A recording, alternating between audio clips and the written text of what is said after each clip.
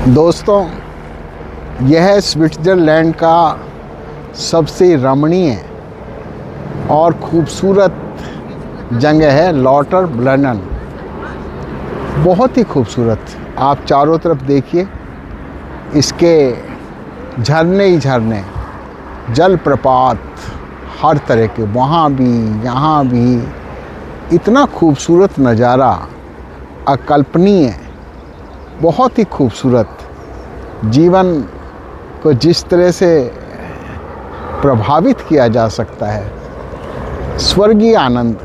स्वर्ग तो नहीं हम कभी गए, परंतु ना कोई ऐसा मिला जो हमें बताता कि स्वर्ग ऐसा है ऐसा है। परंतु अगर स्वर्ग का अर्थ आनंद है, अगर स्वर्ग का आनंद प्रकृति का सौंदर्य है, तो निश्चित रूप से आप यहाँ पाएंगे। देख रहे हैं छोटे छोटे झरने, और ऐसे लग रहे हैं जैसे कोई धुआं चल रहा हो, जैसे कोई धुआं उठ रहा हो।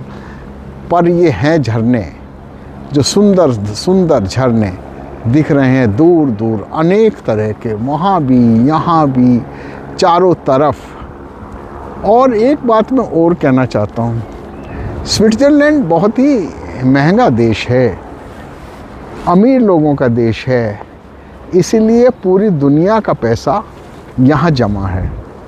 और आप अगर यात्रा करते हैं तो भी ये महंगा है, खाने पीने में भी महंगा है, ठहरने भी महंगा है, इवन कि पार्किंग में भी महंगा है। दूसरा, वो पैसा जो यहाँ खर्च करते हैं ये लोग, ये जो लेते हैं, ये अपने प्राकृतिक सौंदर्य को, पर्यावरण को बचाने के लिए करते हैं। एक बात मैं और कहना चाहूँगा कि अब इस देश के अंदर लोग वेजिटेरियनिज़्म, शाकाहार की तरफ बढ़ रहे हैं।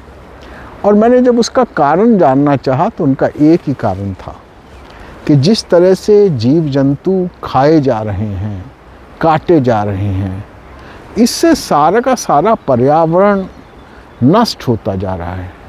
और इस पर्यावरण को बचाने का एक ही साधन है कि हम, जो हमारा, जिसको हम जैन धर्म का सिद्धांत कहते थे, जियो और जीने दो, अहिंसा परमो धर्म, कि हम खुद भी जिए, दूसरों को भी जीने दें, और किसी का अधिकार का अतिक्रमण ना करें, चाहे वो कोई भी हो, कोई भी हो। हर कोई जीना चाहता है।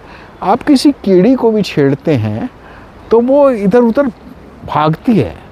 अगर तो आप सोचिए कि जो पशु, निरपराध पशु को जो काटा जाता है, तो मैं कोई वेजिटेरियनिज़्म का समर्थन नहीं कर रहा। मेरे लिए, मैं खुद वेजिटेरियन हूँ, परंतु मैं इस बात को मानता हूँ, मैं किसी खान पान का सम्मान करता हूँ, सभी का खान पान का सम्मान करता हूँ, चाहे कुछ भी कहे। पर मैं आपको स्विट्ज़रलैंड की खासियत बताना चाहता हूँ, और वो खासियत ये है। और आज मैं खुद, मेरी पत्नी कृष्णा कांता, मेरा सुपुत्र उत्कर्ष हमको यहाँ लेकर आए हैं।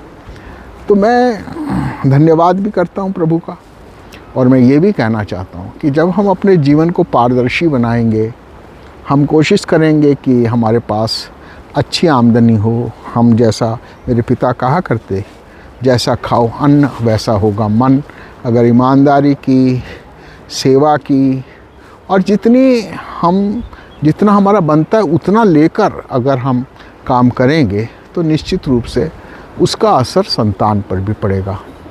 तो आज मैं आप सबका राम मोहन राय, इस स्विट्ज़रलैंड की धरती से, जो लैंड बापू को भी प्रिय थी, जो लैंड हमारे राष्ट्रीय नेताओं को भी प्रिय थी, दोनों शब्दों में एक शब्द तो ये है कि काला धन यहाँ है, हम वापस लाएंगे। वो भी ठीक है, पर ये भी ठीक है कि ये एक स्वर्गीय आनंद की धरती है। मैं राम मोहन राय आप सबका अभिनंदन करता हूँ, और इस धरती से अपनी शुभकामनाएं व्यक्त करता हूँ कि आपका जीवन सफल हो, सुंदर हो, और आप भी जीवन में नई नई ऊंचाइयों को प्राप्त करें। धन्यवाद।